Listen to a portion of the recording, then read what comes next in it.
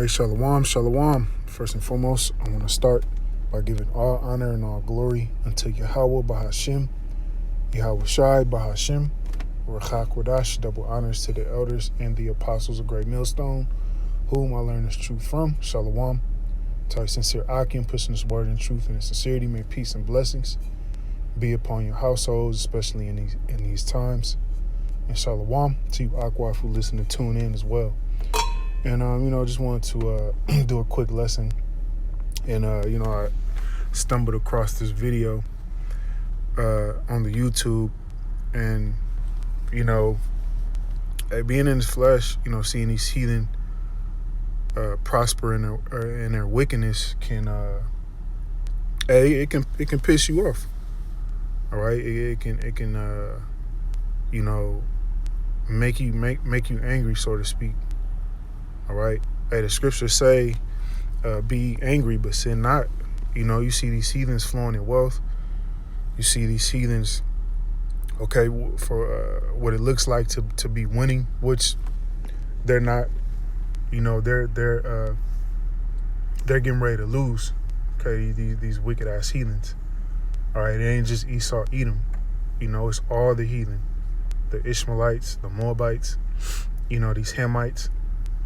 For the most part, they're doing okay. All right, they're ruling with the beast. They're ruling with Esau, Edom. Okay, that's why it tells you in Revelations how Yahweh Shai is gonna have many crowns upon his head. Because these nations are pretty much small kingdoms within themselves. Okay. Now in this video, we're gonna look at this guy Mohammed bin Salman, a $200 trillion fortune, which when we're we be of the elect, and the kingdom is established through Yahweh Shai. These so-called riches on this side are going to be made to look like child's play. Okay, $200 trillion is nothing, because really, this money, it's not true. It ain't true wealth. Okay, and these heathens only have access to so much on this side. Okay, but in the kingdom, we're gonna have access to everything. Okay, we're gonna have full access to the galaxies. Okay, different planets, full access to this planet Earth. Because Esau Edom, he doesn't have full access to this earth. He can't even go in certain parts of the Amazon. Okay, his machines can't reach down deep in the Amazon, man. Okay, but we're gonna have full reign, full capacity of the of the creation of Yahweh Shai Shai, man. Okay, let's go ahead and get into this video, and then we'll get some precepts, and then we'll close it on out.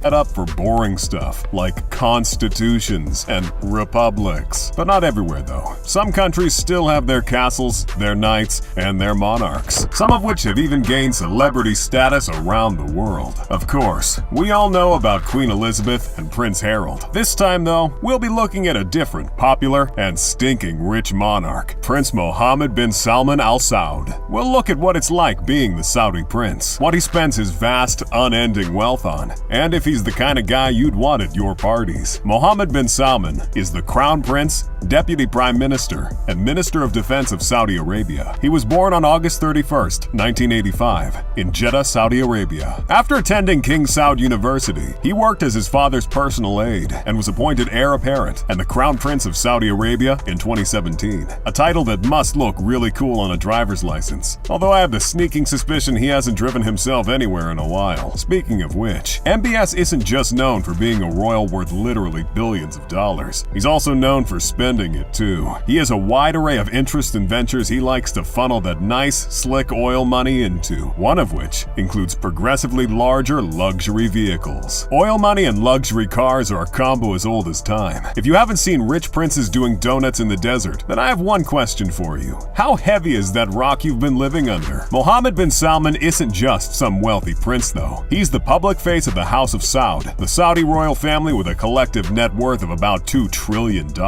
And these Saudi princes don't just buy luxury cars, they turn luxury cars into spectacles. I mean, Prince Al Talal bin Abdulaziz literally owns a diamond-coated Mercedes. Buying a luxury car might not be an easy feat, but it is doable. It's not about how hard you get knocked down. It's about how many times you get up. Because the moment you stop getting up... And MBS isn't about to be outdone by some backwater millionaire. So, he didn't just buy one insane car. He went ahead and purchased a whole fleet of crazy cars, including his customized... All right, so you see these heathens, they flow in wealth, man. All right, because ultimately this is their rulership. This is their rulership with the beast for that 1 hour. This is that they have agreements, with Esau, Edom, the so-called white man. Okay, so all these heathens, they're pretty much, flowing in wealth, while us as the Israelites, we're bearing the indignation of Yahweh Bashim Shai, or we're bearing the anger of the Lord, suffering these curses, man. But when you see these heathens, it can it can piss you off, man, because they don't serve Yahweh Bashim Shai. All right, they do everything contrary to the Lord. Okay, but they continue to flow in wealth, all right, and prosper because they're under the vibration of the spiritual demon Satan. Okay, we always get on the so-called white man, Esau, Edom. Okay, but these other heathen nations, Ishmael, Ishmael is flowing in wealth as well. Okay, Ishmael did Ishmael had us in captivity as well. Ishmael, Ishmael had had us build up, his palaces, his kingdom. Who do you think built those palaces, all right, and those walls? It was us, man. Okay. So we'll start in ultimately Ishmael got his blessing. In Jacob, okay, the Israelites, we're gonna get ours, man. All right, which is the kingdom of Yahushua, the kingdom of Yasharallah. This is Genesis 17:19, and it reads, "And the Most High said, Sarah thy wife shall bear thee a son indeed, and thou shalt call his name Isaac. And I will establish my covenant with him for an everlasting covenant, and with his seed after him." Okay, so Yahweh Shema Shai, he has a seed line that he established a covenant with. Okay, and that was Abraham, Isaac, and Jacob.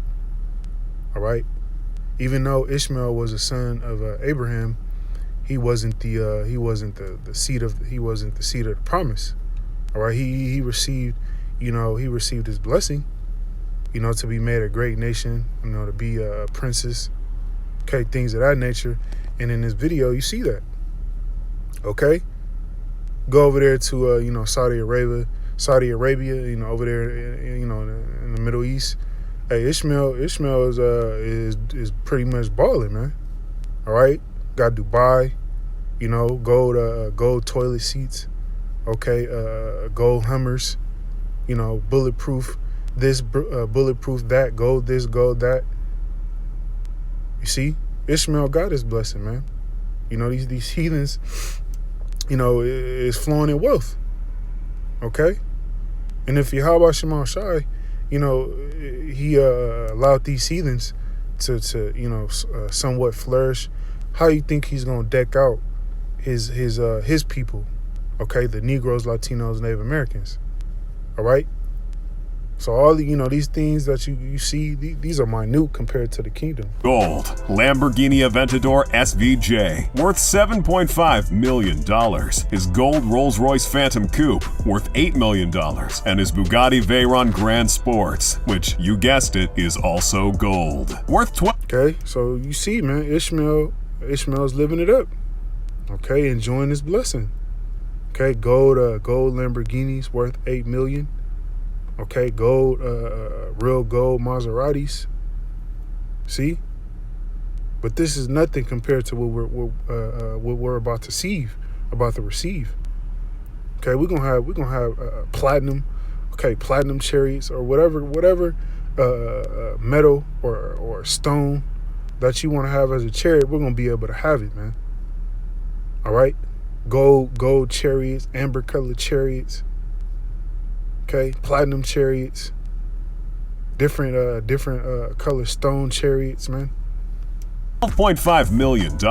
This Bugatti might not be MBS's favorite car from his collection, but it sure is mine. Among the rarest modern cars around, this Bugatti is one of the fastest street-legal cars in the world, with a top speed of 450 kilometers per hour. This car can run into me any day. MBS doesn't just drive around in style either. Even when he's in the middle of the ocean, you're not gonna catch him surrounded by anything but the peak of luxury. That's why he went ahead and bought himself a 440-foot, $500 million yacht called the Serene. So here we have a yacht fancy enough to have caught the eyes of a Saudi royal. What's so special about it then? Well, for one, it was built and designed by some of the biggest names in the massive luxury boat game. Fincantieri and Raymond Langton Design Limited, to name a couple, came together to build this baby. The boat has a total length of 440 feet, spanning across 7 decks and can accommodate up to 24 guests in 12 cabins with private decks, with a total of 52 crew members, including the captain, in 30 cabins. If you don't understand what I'm saying, it's this. The Serene is pretty damn big. The Serene comes with 2 helipads, one of which can be turned into a dance floor or a pool, if the party gets that crazy. Of course, there are other pools as well on the yacht. Spas, a snow room, and a steam room. Gotta be ready for any weather after all. And yet, the yacht still has enough storage space for a large submarine. The Serene offers several areas dedicated to children, including a playroom with a climbing wall. Alright, Salaki. So you see, you know, An entertainment center with the latest video game consoles. Of course, being the owner of this behemoth, MBS is everything that you can imagine is on that yacht. All right, but that's okay. Okay, because the Lord is getting ready to fix His people up. Okay, the Lord is getting ready to deck His people out. Okay, in the kingdom. All right, and that's what we're fighting for. Okay, this is 2 Ezra 3:30, and it reads, "For I have seen how thou sufferest them sinning." Okay, so Yahweh Shema Shai is suffering with long patience with these heathens in rulership. Okay, breaking the law, statutes, and commandments, which is sin, and has spared wicked doers, and has destroyed thy people, and has preserved thine enemies, and has not signified it. Okay, so this is Ezra's, like, you know, pretty much he's complaining unto Yahweh Shema Shai, like, man, you destroying, you know, you destroyed your people. All right, got us at the bottom, you know, struggling, living paycheck to paycheck. Okay, barely making ends meet while these heathen are balling. Okay, these heathen are stepping on us. All right, but it's all for a purpose, man. Okay, and we sinned against Yahweh Shema Shai. We got to bear the indignation of the Lord, man. Okay, but this is the Lord's movie. It's all for a purpose. Okay, because when we're set up in our kingdom and we're ruling in righteousness, we're never going to go off. We're going to have those perfect bodies. We're going to have 100%, okay, of our minds. Okay, the wisdom, knowledge, and understanding of Yahweh Shema Shai. Okay, these heathens, they don't have that, man. You know, they don't have the wisdom and knowledge of Yahweh Shema Shai. All they have is their possessions that are getting ready to be burnt up and taken away from them. 2 Ezra 3:31. I do not remember how this way may be left. Are they then of Babylon better than they of Zion? Okay, so this is Ezra's, like, are these heathen, are they better than us? You know, you got these heathen decked out, but you got your people, all right, in the slums, just like you see today. You know, Jake all in the ghetto, okay, fucked up, excuse my language, all right, messed up, you know, strung out on dope, drunk, high. All right, our women are completely through, out of order. you know. And your flesh can kick in, man. You can, you can ask these questions as well, man. Like, hey, man, when these heathen got to go down. Okay, enough is enough. All right, but it's it's all for a purpose, man. We can't lose sight of that. All right, because the kingdom is literally around the corner. You can feel it, man. 2 Ezra 3:33. Or is there any other people that thou knowest thee besides Israel? All right, how about Shema Shai? You don't know these heathen. Okay, he only knows Israel. Okay, the Israelites. Or what generation have so believed thy covenants as Jacob? All right, these heathens don't believe in how about Shema Shai. It's not in their spirit to. 2 Ezra 3:33, and yet their reward appeareth not, and their labor have no fruit. For I have gone here and there through the heathen. Okay, these other nations, Ishmael, Moab. Okay, Moab balling too, man.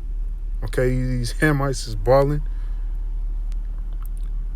And I see that they flow in wealth and think not upon thy commandments. All right? But these heathens are flowing in wealth.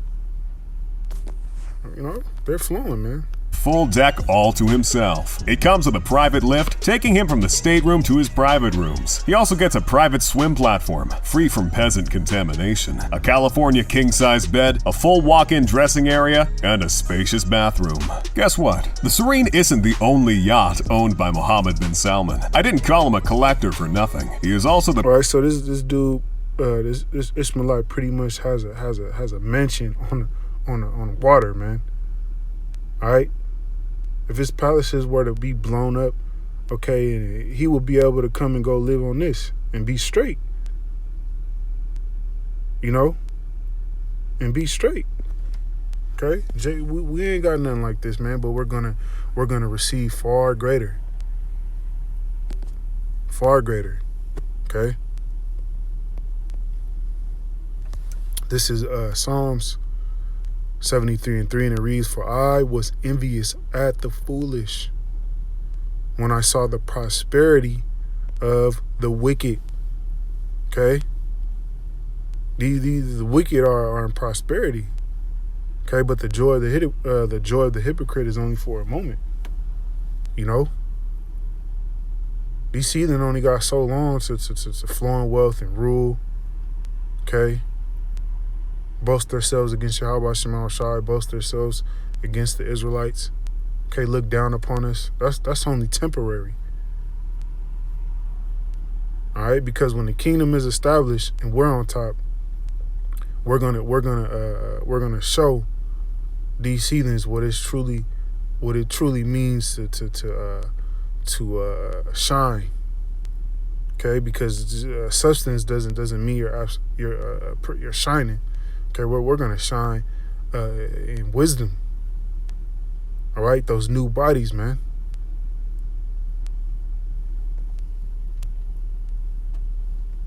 This is Matthew 20:16, and it reads, so the last shall be first, and the first last. For many be called, but few are chosen. All right? So the last, these heathens, these heathens, they're first. They're flowing in wealth.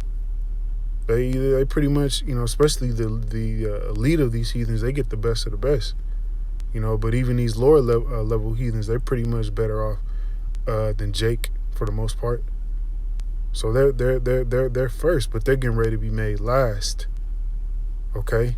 And the last is getting ready to be made first. We're the last. We're the last hired, first fired.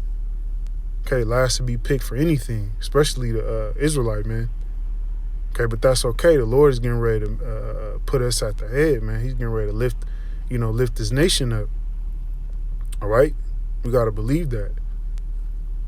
Many be called, but few are chosen. And this proves that just because you claim to be a Christian and you believe in God, that you're going to go to heaven. No, the scriptures say otherwise. It says many be called, but few are chosen. Yahweh Shema Shai has to choose you.